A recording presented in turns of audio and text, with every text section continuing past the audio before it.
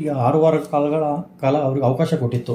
ಈ ಬೈಕ್ ಟ್ಯಾಕ್ಸಿಗೆ ಒಂದು ರೂಪು ಮಾಡಿಬಿಟ್ಟು ಒಂದು ಸಬ್ಮಿಟ್ ಮಾಡಿ ಅಂತ. ಆದರೂ ಗೌರ್ಮೆಂಟ್ ಏನು ಮಾಡು 6 ವಾರಗಳ ಕಾಲ ಸಾಕಾಗಲ್ಲ ನಮಗೆ ಅಂತೇಳಿ ಇನ್ನೊಂದು ಮಂತ್ ಎಕ್ಸ್ಟೆಂಡ್ ಕೇಳಿದ್ರು. ಮೊನ್ನೆ ಈಗ 13th ಇತ್ತು. ಆದರೂ ಡಾಕ್ಯುಮೆಂಟ್ ಸಬ್ಮಿಟ್ ಮಾಡಿಲ್ಲ ಅಂದಾಗ ಕೋರ್ಟು ಜಡ್ಜ್ಮೆಂಟ್ ಫೈನಲ್ ಅಂದರೆ 16ರಿಂದ ಓಡಿಸಬಾರ್ದು ಮತ್ತು 24 ಫೈನಲ್ ಜಡ್ಜ್ಮೆಂಟ್ ಕೊಡ್ತೀವಿ ಅಂತ ಹೇಳಿದರೆ, ಗೌರ್ಮೆಂಟ್ ಇಲ್ಲಿ ತನಕ ಯಾಕೆ ಇದು ಡಾಕ್ಯುಮೆಂಟ್ ಸಬ್ಮಿಟ್ ಮಾಡಿಲ್ಲ? ಇನ್ನೇನಾದ್ರು ಸಬ್ಮಿಟ್ ಮಾಡೋಕ್ಕೆ ಅವಕಾಶ ಇದೆಯಾ ಗೌರ್ಮೆಂಟಿಗೆ?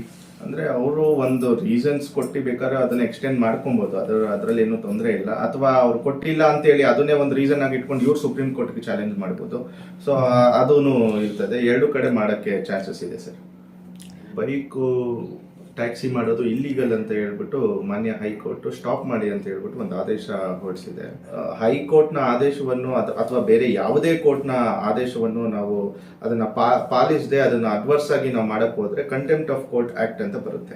ಆದರೆ ಅವ್ರಿಗೆ ಆದೇಶ ಗೊತ್ತಿಲ್ವಾ ಅಂತ ಹೇಳ್ಬಿಟ್ಟು ಅವ್ರ ಮೇಲೂ ಒಂದು ಪೆಟ್ಟಿ ಕೇಸಸ್ ಹಾಕುವಂತ ಸಾಧ್ಯತೆ ಇದ್ದೇ ಇರುತ್ತೆ. ಯಾಕಂದ್ರೆ ಫಸ್ಟ್ ಹಿಡ್ಕೊಳ್ಳೋದೇ ಅವ್ರ ಮೂಲಕ ಅವರ ಕಂಪನಿ ಯಾರ್ಯಾರಿದ್ದಾರೆ ಹಿಂದೆ ಅವರ ಪೂರ್ತಿ ಒಂದು ಇನ್ಫಾರ್ಮೇಶನ್ ತಗೊಂಡು ಆಮೇಲೆ ಕಂಪನಿ ಮೇಲೆ ಇದು ಮಾಡ್ತಾರೆ.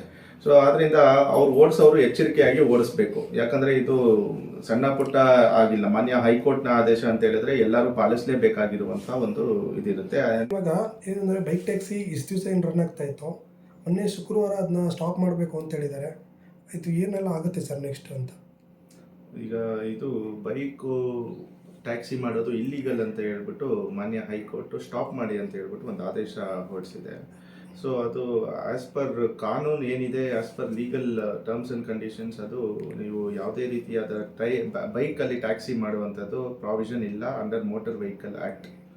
ಸೊ ಮೋಟರ್ ವೆಹಿಕಲ್ ಆ್ಯಕ್ಟ್ ಪ್ರಕಾರ ನೀವು ಏನಾದರೂ ಬೈಕ್ ಓಡಿಸ್ಬೇಕು ಅಥವಾ ಕಾರ್ ಏನಾದರೂ ಟ್ಯಾಕ್ಸಿ ಇದು ಮಾಡಬೇಕು ಅಂತ ಹೇಳಿದರೆ ಯೆಲ್ಲೋ ಬೋರ್ಡು ಕಂಪಲ್ಸರಿ ಇರುತ್ತೆ. ಮತ್ತು ಅದಕ್ಕೆ ಆದಂತಹ ಒಂದು ಡ್ರೆಸ್ ಕೋಡ್ ಇರುತ್ತೆ, ಮತ್ತು ಅದನ್ನೆಲ್ಲ ಫಾಲೋ ಮಾಡ್ಕೊಂಡು ಮಾಡಬೇಕಾಗಿರುತ್ತೆ. ಈಗ ಜನರಲಿ ನೀವು ಬೈಕ್ನ ಇಟ್ಕೊಂಡು ಯಾರೋ ಹೋಗ್ತಾ ಇದ್ದಾರೆ ಅಂತ ತಿಳ್ಕೊಳ್ಳಿ, ಟ್ಯಾಕ್ಸಿನೋ ಬೈಕೋ ಏನೂ ಗೊತ್ತಾಗಲ್ಲ, ಯಾವ್ದು ಬೈಕು ಯಾವ್ದು ಟ್ಯಾಕ್ಸಿ ಅನ್ನೋದು ಏನು ಗೊತ್ತಾಗಲ್ಲ. ಆದ್ರಿಂದ ಮಾನ್ಯ ಹೈಕೋರ್ಟು ಒಂದು ಆದೇಶನ ಹೊರಡಿಸಿದೆ, ನೀವು ಯಾವುದೇ ರೀತಿಯಾದ ಇದು ಮಾಡ್ಕೋಬಾರ್ದು. ಮಾಡಿದ್ರೆ ನೀವು ಅದಕ್ಕೆ ತಕ್ಕನಾಗಿ ಯಾವುದು ಕಾನೂನಿದೆ ಆ ಕಾನೂನಿನ ಅಡಿಯಲ್ಲಿ ಕಾನೂನಿನ ಪ್ರಕಾರ ನೀವು ಬೈಕ್ ಟ್ಯಾಕ್ಸಿಯನ್ನು ನೀವು ಚಲಾಯಿಸಬೇಕು ಅಂತ ಹೇಳ್ಬಿಟ್ಟು ಮಾನ್ಯ ಹೈಕೋರ್ಟು ಈ ಆದೇಶವನ್ನು ಓಡಿಸಬಾರ್ದು ಅಂತಲೇ ಹೊರಡಿಸಿದೆ ಸರ್. ಸರ್, ಈಗ ಅದೇ ರೀತಿ ಏನಂದರೆ 1ರಿಂದ 1.5 ಲಕ್ಷ ಜನ ಅದರಲ್ಲಿ ಕೆಲಸ ಮಾಡ್ತಾ ಇದ್ದಾರೆ.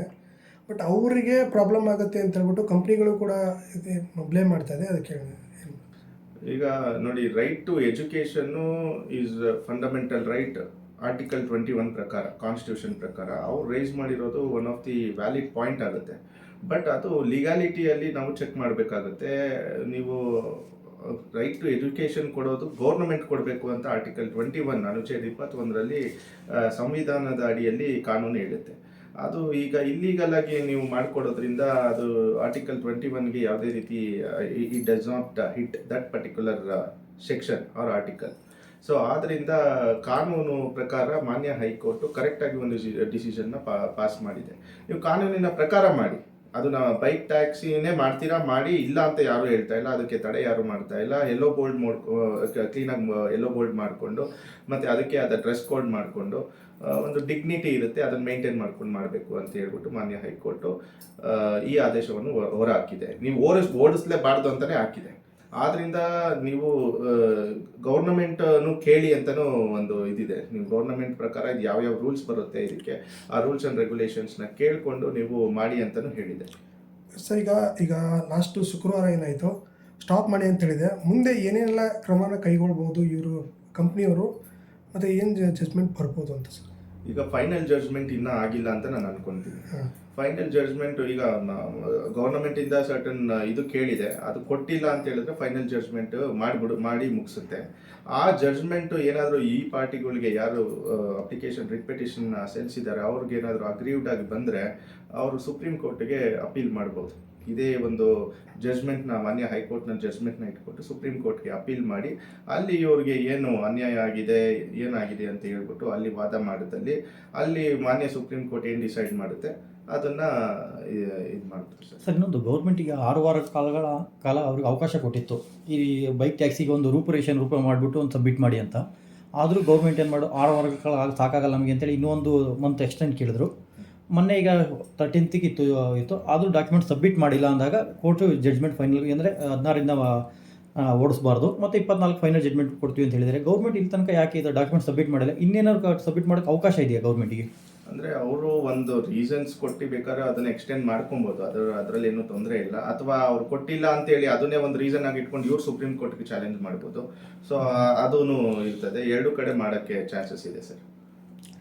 ಸರ್ ಇನ್ನೊಂದು, ಈಗ ಸುಪ್ರೀಂ ಕೋರ್ಟ್ ಅಕಸ್ಮಾತ್ ಏನಾದ್ರು ಹೋದರೆ, ಅಂದರೆ ಸುಪ್ರೀಂ ಕೋರ್ಟಲ್ಲಿ ಏನು ರನ್ ಆಗೋದು ಏನು ಜಜ್ಮೆಂಟ್ ಬರುತ್ತೆ ಅಲ್ಲಿವರೆಗೂ ನಮಗೆ ಬೈಕ್ ಟ್ಯಾಕ್ಸಿನ ಮಾಡೋಕ್ಕೆ ಪರ್ಮಿಷನ್ ಕೊಡಿ ಅಂತ ಏನಾದ್ರು ಅದನ್ನು ಏನಾದ್ರು ತರ್ಬೋದಾ ಕಂಪ್ನಿಗಳ ಕಡೆ? ಇಲ್ಲ, ಈಗ ಇಲ್ಲಿ ಏನು ಮಾನ್ಯ ನಮ್ಮ ಕರ್ನಾಟಕ ಹೈಕೋರ್ಟ್ ಜಡ್ಜ್ಮೆಂಟ್ ಏನಿದೆ ಆ ಜಡ್ಜ್ಮೆಂಟ್ನ ಪಾಲಿಸಲೇಬೇಕಾಗಿ ಬರುತ್ತೆ.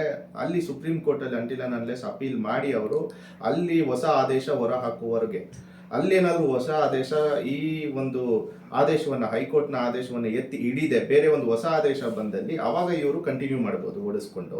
ಅದರಿಂದ ಹಿಂದೆ ಈಗ ಈ ಆದೇಶ ಏನು ಕೊಡುತ್ತೆ, ಮಾನ್ಯ ಹೈಕೋರ್ಟ್ ಏನು ಕೊಡುತ್ತೆ ಅದೇ ಆದೇಶ ಪಾಲಿಸ್ಬೇಕಾಗಿ ಬರುತ್ತೆ. ಓಡಿಸ್ಬಾರ್ದು ಅಂದ್ರೆ ಓಡಿಸಿದ್ರೆ ಅದಕ್ಕೆ ತಕ್ಕನಂಗೆ ಪೊಲೀಸ್ ಅವ್ರು ಏನು ಮಾಡಬೇಕು ಅದನ್ನ ಹಿಡ್ಕೊಂಡು ಪ್ರಾಬೆಟ್ ಮಾಡುವಂತಹ ಎಲ್ಲ ಸಾಧ್ಯತೆ ಇರುತ್ತೆ. ಸರ್ ಈಗ ನಾಳೆಗೆ ಅಕಸ್ಮಾತ್ 16ಕ್ಕೆ ಸ್ಟಾಪ್ ಮಾಡಬೇಕು ಅಂತ ಹೇಳ್ತಾರೆ, ಕಂಪ್ನಿಗಳೆಲ್ಲ ಅಕಸ್ಮಾತ್ ಸ್ಟಾಪ್ ಮಾಡ್ದಲ್ಲೇ ರನ್ ಮಾಡಿದ್ರೆ ಕಂಪ್ನಿಗೆ ಯಾವ ಥರ ಆ್ಯಕ್ಷನ್ ತಗೊಳುತ್ತೆ ನಮ್ಮ ಮಾನ್ಯ ಹೈಕೋರ್ಟ್?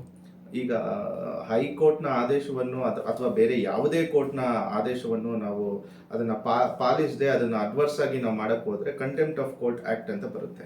ಆ ಕಂಟೆಂಪ್ಟ್ ಆಫ್ ಕೋರ್ಟ್ ಆಕ್ಟ್ ಪ್ರಕಾರ ಕಂಟೆಂಪ್ಟ್ ಪ್ರೊಸೀಡಿಂಗ್ಸ್ನ ಅವ್ರ ಮೇಲೆ ಹೊರಡಿಸ್ಬೋದು. ಆಮೇಲೆ ಅದಕ್ಕೆ 6 ತಿಂಗಳ ಕಾಲ ಪನಿಷ್ಮೆಂಟ್ ಇದೆ. ಡೈರೆಕ್ಟ್ ಅದಕ್ಕೆ ಮಾನ್ಯ ಹೈಕೋರ್ಟ್ ಆರ್ಡರ್ ಮಾಡಿ ಕಂಟೆಂಪ್ಟ್ ಪ್ರೊಸೀಡಿಂಗ್ಸ್ ಆರ್ಡರ್ ಮಾಡಿ ಪನಿಷ್ಮೆಂಟ್ ಕೊಡಿಸ್ಬೋದು ಸರ್.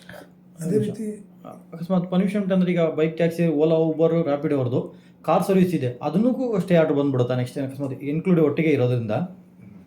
ಇಲ್ಲ, ಈಗ ಅದಕ್ಕೂ ಸ್ಟೇ ಅಂತ ಹೇಳಿದ್ರೆ ಈಗ ಇದಕ್ಕೆ ಕರೆಕ್ಟ್ ಆಗಿ ಒಂದು ಆಥರೈಸೇಷನ್ ಇಲ್ಲ, ಒಂದು ರೂಲ್ಸ್ ಅಂಡ್ ರೆಗ್ಯುಲೇಷನ್ ಫಾಲೋ ಮಾಡ್ತಾ ಇಲ್ಲ, ಯಾವುದೇ ಒಂದು ಯೆಲ್ಲೋ ಬೋರ್ಡ್ ಇಲ್ಲ, ಯಾವುದೇ ಒಂದು ಯೂನಿಫಾರ್ಮಿಟಿ ಇಲ್ಲ, ಏನೂ ಇಲ್ಲ ಅಂತ ಹೇಳ್ಬಿಟ್ಟು ಇದಕ್ಕೆ ಮಾನ್ಯ ಹೈಕೋರ್ಟ್ ಇದು ಮಾಡಿದೆ, ಓಡಿಸ್ಬೇಡಿ ಅಂತ ಹೇಳ್ಬಿಟ್ಟು ತಡೆ ಮಾಡಿದೆ. ಅದಕ್ಕೆ ಅವ್ರು ಕರೆಕ್ಟಾಗಿ ಮಾಡ್ತಾ ಇದ್ರೆ, ಕಾರಿಗೆ ಯೆಲ್ಲೋ ಬೋರ್ಡ್ ಕ್ಲೀನಾಗಿ ಮಾಡ್ಕೊಂಡು ಮಾಡ್ತಾ ಇದ್ರೆ ಅದಕ್ಕೆ ಯಾವುದೇ ರೀತಿಯಾದ ಇದಿಲ್ಲ.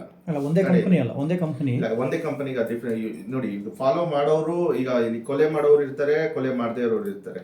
ಈ ಕೊಲೆ ಮಾಡೋರಿಗೆ ಮಾತ್ರ ಕಾನೂನಲ್ಲಿ ಶಿಕ್ಷೆ ಆಗುತ್ತೆ, ಆ ಥರ. ಸೊ ಸಿಂಪಲ್ ಆಗಿ ಹೇಳಿದೆ ನಾನು ನಿಮಗೆ. ಸೊ ಆ ಥರ ಈಗ ಸರ್ ಕಂಪ್ನಿಗಳಿಗೆ ಈ ರೀತಿ ಪ್ರಾಬ್ಲಮ್ ಆಗುತ್ತೆ ಅಂತ ಹೇಳಿದ್ರೆ, ಬಟ್ ಆ ಕಂಪ್ನಿಗಳಲ್ಲಿ ಓಡಿಸೋಂಥ ರೈಡರ್ಗೆ ಏನಾದ್ರು ಪ್ರಾಬ್ಲಮ್ ಆಗುತ್ತಾ? ತಿರ್ಗಾ ಹೇಳಿ ಸರ್, ತಿರ್ಗಾ ಬನ್ನಿ. ಈಗ ಕಂಪ್ನಿಗೆ ಪ್ರಾಬ್ಲಮ್ ಆಗುತ್ತೆ ಸರ್, ಏನಾದ್ರು ಕೋಡ್ ಆಫ್ ಕಂಡಕ್ಟ್ ಏನಾಗುತ್ತೆ, ಕಂಪ್ನಿಗಳಿಗೆ ಪ್ರಾಬ್ಲಮ್ ಆಗುತ್ತೆ. ಈಗ ಅಕಸ್ಮಾತ್ ಸೋಮವಾರದಿಂದ ಈಗ ಏನಾದ್ರು ಬೈಕ್ ಟ್ಯಾಕ್ಸಿ ಅವರು ಹುಡುಗರು ಓಡಿಸಿದ್ರೆ ಅವ್ರಿಗೆ ಏನಾದ್ರು ಪ್ರಾಬ್ಲಮ್ ಆಗುತ್ತಾ? ಅಂದರೆ ಈಗ ಓಡಿಸೋರು ಅವ್ರು ಇರ್ತಾರೆ, ಅವ್ರಿಗೆ ಆದೇಶ ಗೊತ್ತಿಲ್ವಾ ಅಂತ ಹೇಳ್ಬಿಟ್ಟು ಅವ್ರ ಮೇಲೂ ಒಂದು ಪೆಟ್ಟಿ ಕೇಸಸ್ ಹಾಕುವಂಥ ಸಾಧ್ಯತೆ ಇರ್ತೇ ಇರುತ್ತೆ. ಯಾಕಂದರೆ ಫಸ್ಟ್ ಹಿಡ್ಕೊಳ್ಳೋದೇ ಅವ್ರ ಮೂಲಕ ಅವರ ಕಂಪನಿ ಯಾರ್ಯಾರಿದ್ದಾರೆ ಹಿಂದೆ ಅವರ ಪೂರ್ತಿ ಒಂದು ಇನ್ಫಾರ್ಮೇಷನ್ ತೊಗೊಂಡು ಆಮೇಲೆ ಕಂಪನಿ ಮೇಲೆ ಇದು ಮಾಡ್ತಾರೆ. ಸೊ ಅದರಿಂದ ಅವ್ರು ಓಡಿಸೋರು ಎಚ್ಚರಿಕೆಯಾಗಿ ಓಡಿಸ್ಬೇಕು. ಯಾಕಂದರೆ ಇದು ಸಣ್ಣ ಪುಟ್ಟ ಆಗಿಲ್ಲ, ಮಾನ್ಯ ಹೈಕೋರ್ಟ್ನ ಆದೇಶ ಅಂತ ಹೇಳಿದ್ರೆ ಎಲ್ಲರೂ ಪಾಲಿಸಲೇಬೇಕಾಗಿರುವಂಥ ಒಂದು ಇದಿರುತ್ತೆ. ಆ್ಯಂಡ್ ಸೀರಿಯಸ್ನೆಸ್ ಆಗಿ ಅದನ್ನು ತಗೊಂಡು ಸೀರಿಯಸ್ ಆಗಿ ಅವರು ಅದನ್ನು ಯಾವುದೇ ರೀತಿ ಅಡ್ವರ್ಸ್ ಆರ್ಡರ್ ಏನು ಪಾಸ್ ಮಾಡಿದಾರೋ ಅಡ್ವರ್ಸ್ ಆಗಿ ಯಾವುದೇ ರೀತಿ ನಡ್ಕೊಳ್ಳದೆ ಆರ್ಡರ್ನ ಪಾಸ್ ಮಾಡ್ಕೊಬೇಕು, ಅದನ್ನು ಇದು ಮಾಡ್ಕೋಬೇಕು ಅಂತ ಹೇಳ್ತೀನಿ ನಾನು. ಸರ್ ಇನ್ನೊಂದು, ಈಗ ನಮ್ಮ ಹೈಕೋರ್ಟ್ ಏನು ಹೇಳಿದೆ, 16ನೇ ತಾರೀಕಿಂದ ಓಡಿಸಲ್ಲ ಅಂತ ಹೇಳಿದೆ. ಅಂದರೆ ಸುಪ್ರೀಂ ಕೋರ್ಟು ಆ ಆದೇಶನ ಚೇಂಜ್ ಮಾಡೋವರೆಗೂ ಇದೇ ಆದೇಶ ಇರುತ್ತೆ? ಇದೇ ಆದೇಶನೇ ಇರುತ್ತೆ. ನಾನು ಅದೇ ನಿಮ್ಗೆ ಆಗಲೇ ಹೇಳಿದ್ದು, ಸುಪ್ರೀಂ ಕೋರ್ಟ್ಗೆ ಇವರು ಅಪೀಲ್ ಮಾಡಬೇಕು ಅಂತ ಹೇಳಿದ್ರೆ ಇಷ್ಟು limitation of period of time ಅಂತ ಇರುತ್ತೆ. ಕೆಲವೊಂದು ಕೇಸಿಗೆ 60 ದಿನ, 90 ದಿನ, 180 ದಿನ, ಸೊ ಇಂಥ ಡೇಸ್ ಇರುತ್ತೆ, ಸರ್ಟನ್ ಡೇಸ್ ಇರುತ್ತೆ. ಆ ಲಿಮಿಟೇಷನ್ ಒಳಗಾಗಿ ಅವರು ಹೈಕೋರ್ಟ್ಗೆ ಅಪೀಲ್ ಮಾಡಬೇಕಾಗಿ ಬರುತ್ತೆ, ಅಪೀಲ್ ಅಪ್ಲಿಕೇಶನ್ನು ಸಲ್ಲಿಸಬೇಕಾಗಿ ಬರುತ್ತೆ. ಆವಾಗ ಸಲ್ಲಿಸಬೇಕು ಅಂತ ಹೇಳಿದ್ರೆ ಆ ಒಳಗಿನ ಪೀರಿಯಡಲ್ಲಿ ಇವ್ರು ಓಡಿಸ್ಬೋದು ಅನ್ನೋದು ನಿಮ್ಮ ಪ್ರಶ್ನೆ. ಅವ್ರು ಓಡಿಸೋಕ್ಕಾಗಲ್ಲ, ಯಾಕಂದರೆ ಇದೇ ಆದೇಶ ಕಂಟಿನ್ಯೂ ಆಗುತ್ತೆ. ಈ ಆದೇಶನ ಎತ್ತಿ ಹಿಡಿದ್ರೆ ಮಾನ್ಯ ಸುಪ್ರೀಂ ಕೋರ್ಟು ಅವರು ಪರ್ಮನೆಂಟ್ ಆಗಿ ಓಡಿಸಬಾರ್ದಾಗಿ ಬರುತ್ತೆ.